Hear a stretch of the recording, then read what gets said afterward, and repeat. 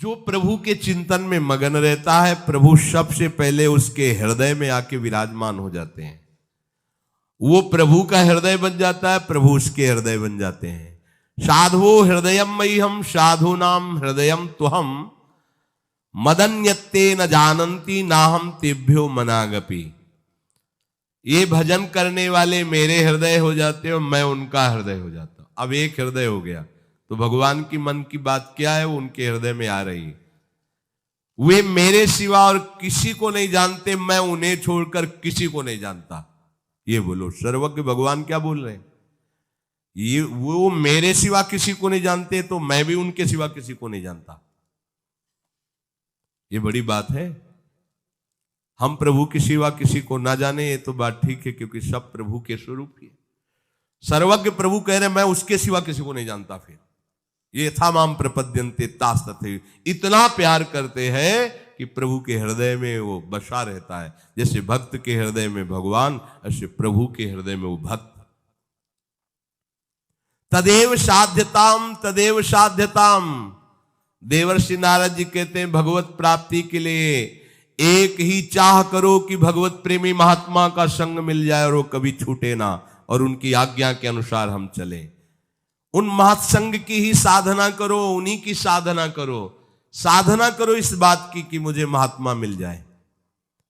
तदेव साध्यताम तदेव साध्यताम। साधना करो, भजन करके प्रार्थना करो प्रभु से कि आपके प्रेमी जन का संग हो जाए। भगवत प्रेम की प्राप्ति बिना भगवत प्रेमी महात्मा के हो ही नहीं सकती। रे मन रसकन संग बिन रंच न उपजय प्रेम। बोले कहो कृपा उपजय के भांति, तो रसिकन संग फिरो दिन रात। रात दिन रसिकों का संग हो तो भगवत प्रेम की उन्मत्तता हृदय में छा जाएगी। भगवत कृपा से प्रेमी संत मिल जाएंगे, और संत मिलन से भगवत कृपा का अनुभव आपके हृदय में होगा, तो आप दैन्य होकर भगवत प्रेम को प्राप्त कर लेंगे। इसमें एक बड़ा रहस्य है कि जैसे कोई राजा है, वो बहुत बड़ा प्रतापी, बड़ी महिमा है, पर वो प्रेमी है, ये रूप सबको पता नहीं होता।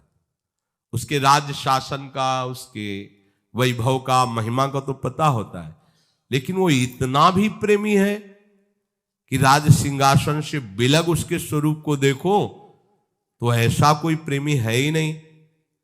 उसके प्रेम स्वरूप को जानने के लिए राजा के किसी निजी प्रेमी से मिलना होगा, जो राज दरबार और निज प्रेम दोनों को जानता हो। क्योंकि राजा का प्रेम हर एक से नहीं होता। व्यवहार राजा के रूप में सबसे बर्ताव होगा, पर प्रेम का बर्ताव तो किसी बिरले से ही होगा। अब जब हम प्रजा के रूप में देखें तो अनंत ब्रह्मांड हमारे प्रभु के हैं। हमारे प्रभु सब के साथ बर्ताव राजा जैसा करते हैं। अवश्य में भोक्तव्यम कृतम कर्म शुभाशुभम भोगो। स्वतंत्र हो, जो करोगे भरोगे।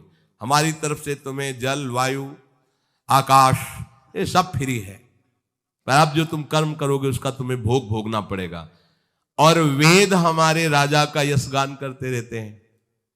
ये जितने वेद पुराण हमारे प्रभु का यशगान करते हैं, लेकिन वो इतने भी प्रेमी हैं कि अपने भक्त के चरण चापते हैं। इतने भी प्रेमी हैं कि वो अपने भक्त के पीछे पीछे डोलते हैं। ये बात सबकी समझ में नहीं आती। ये वेद भी नहीं पहचान पाए हैं इस स्वरूप को। इसको तो कोई प्रेमी जन, इसीलिए ब्रज की लीला बड़ी गरिष्ठ लीला कही गई है। जहां वेद नेति नेति कहते हैं, ताई अहीर की छोहरियां छछियावर छाछ में नाच नचावे। ये प्रेमी स्वरूप है। ये किसी प्रेमी से ही पता चलेगा, वेद से नहीं। यहां तो वेदान्न प्रसन्नस्ति सावच्छिन्न अनुरागम लभते।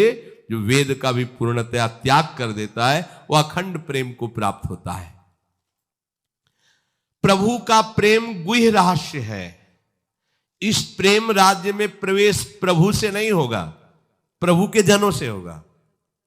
यह बात गूढ़ रहस्य है। उद्धव जी प्रभु के समीप प्रेमी नहीं हुए, पर प्रेमी गोपियों के समीप हुए तो उद्धव जी प्रेमी हो गए।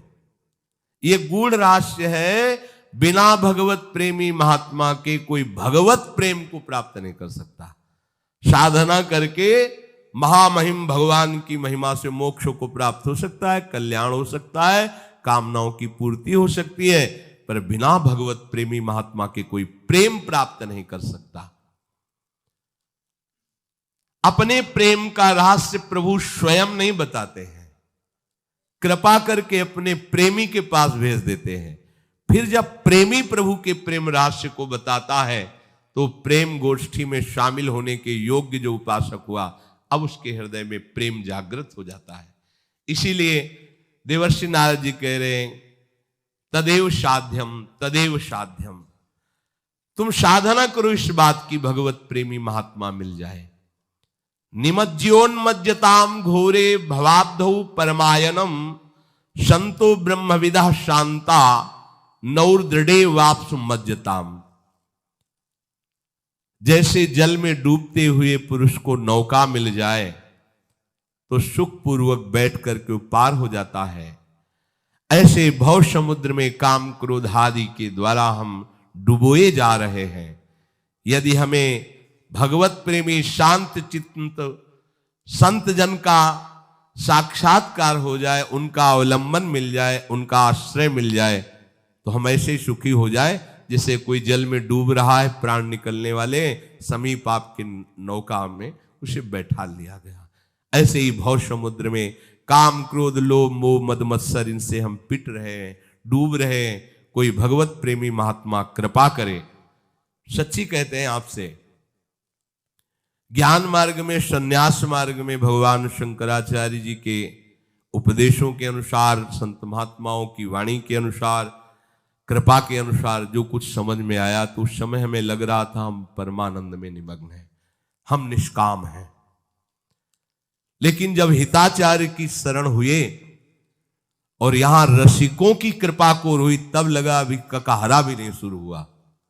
अभी तो हम ककहरा भी नहीं जानते प्रेम मार्ग का। जहां हमें पूर्णता लग रही थी, वहां का उपासक यहां अभी प्रारंभ भी नहीं माना। हमारा ही हृदय हमको गवाही दे रहा था कि नवनिवृत्त निकुंज विलासिनी, इस जुगल जोरी के मार्ग में अभी तुम अबोध बच्चे हो, काखा गागा भी नहीं आता। तो गुरु कृपा ही केवलम। और जब तक यहां का परिचय नहीं मिला था, तब तक हम अपने को पूर्ण मान लिए थे, क्योंकि है। पर जब इधर आए, तब उस समय जिसे हम परमानंद समझते थे, इधर आए तब लगा कि अगर ये चरणामृत न मिलता, ये कृपा न मिलती, तो हम समझ ही नहीं पाते। हम उसी को पूर्ण मानकर उसी में तृप्त हो रहे थे। यथोप श्रेयमाणस्य भगवंतम विभावशुम शीतम भयम तमोप्येति साधूनाम संसेवतस्तथा। जिस प्रकार विभावशु भगवान अग्नि का आश्रय ले लेने पर ना शीत रहेगा, ना भय रहेगा, ना अंधकार, तीनों नष्ट हो जाएंगे। इसी प्रकार जब भगवत कृपा प्रसाद से हमें किसी भगवत प्रेमी संत का संग मिलता है, तो पाप रूपी शीत नष्ट हो जाता है, जन्म मृत्यु रूपी भय खत्म हो जाता है, और अज्ञान रूपी अंधकार नष्ट हो जाता है। जैसे भगवान अग्निदेव का आश्रय लेने पर शीत भय अंधकार तीनों नष्ट हो जाते हैं, ऐसे भगवत प्रेमी महात्मा का आश्रय लेने पर पाप रूपी शीत, जन्म मृत्यु रूपी भय और अज्ञान रूपी अंधकार नष्ट हो जाता है। निर्मल ब्रह्मबोध या भगवत प्रेम किसी साधन से प्राप्त ही नहीं हो सकता। ज्ञानी प्रवर अवधूत शिरोमणि जरभरत जी कहते हैं, नैषाम मतिस्ताव दुरुक्रमांघ्रिम स्पृशत्य अनर्थापगमो यदर्थः महीयसाम पादरजोभिषेकम निष्किंचनानाम न वृणीतयावत्। रहुगण, ये जो मैं तुम्हें तत्व ज्ञान भगवत प्रेम की बात कह रहा हूं, ये ना तो तपस्या से, न यज्ञ से, न दान से, न गृहस्थाश्रम द्वारा परोपकार सेवा से, ना वेदाध्ययन से, ना जल अग्नि एवं सूर्य की उपासना से ये प्राप्त नहीं हो सकता। कैसे प्राप्त होगा? उन्हें निष्किंचना नाम नवृणीत यावत महीयशाम पाद रजोभिषेकम। जो निष्किंचन भगवत प्रेमी महात्मा है, उनकी चरण धूलि जब तक आप मस्तक पर धारण नहीं करोगे, अर्थात उनकी आज्ञा के अनुसार नहीं चलोगे, उनका संग नहीं करोगे, उनके कृपा पात्र नहीं बनोगे, तब तक ये शुद्ध बोध और प्रेम प्राप्त होने वाला नहीं। प्रहलाद जी ने कहा, जिन भगवान श्री हरि के चरणों का स्पर्श समस्त अनर्थों की निवृत्ति करने वाला है, उन श्री हरि चरणों में तब तक प्रेम नहीं हो सकता जब तक भगवत प्रेमी महात्माओं के चरणों की धूल में आप स्नान नहीं करोगे, मस्तक से लेकर पूरे शरीर। हम लोगों को तो बड़ा सौभाग्य है, वृंदावन की कोई भी रज ले लो, सब महापुरुषों की रज है, इसीलिए कहते हैं रोज अभिषेक करो। परंतु स्मरण रहे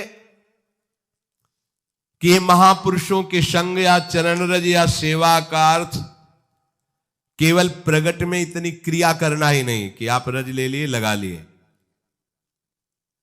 इसका आंतरिक भाव है उनकी आज्ञा में जीवन को समर्पित कर देना। ये कठिन बात है, रज लेके तो लगा लिया है, सरल है, लेकिन उनकी आज्ञा का पालन करना, ये मनमुखी चाल एक जन्म के लिए बंद कर दो। अभी तक जो हुआ हुआ, अब आज्ञा से चल लो, अभी परिवर्तन हो जाएगा जीवन का। कितना मन के अनुसार चलोगे, ये बहुत कटिंग करता रहता है। सत मार्ग की कटिंग करके ये असत मार्ग को मिलाकर बैलेंस बनाए रखता है अपना मन, क्योंकि मन मर जाएगा सत मार्ग में। जे भी मन मरा चिदानंद रस में प्रवेश होगा।